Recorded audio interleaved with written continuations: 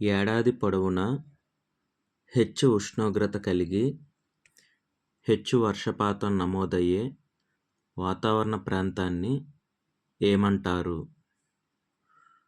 Option A మధ్యధరా శీతోష్ణ ప్రాంతం.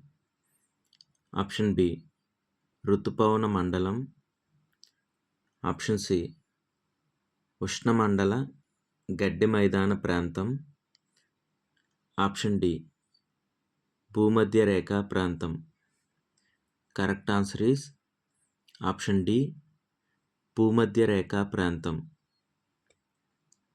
ఏడాది పొడవునా హెచ్చు ఉష్ణోగ్రత కలిగి హెచ్చు వర్షపాతం నమోదయ్యే వాతావరణ ప్రాంతాన్ని భూమధ్య రేఖా ప్రాంతం అంటారు.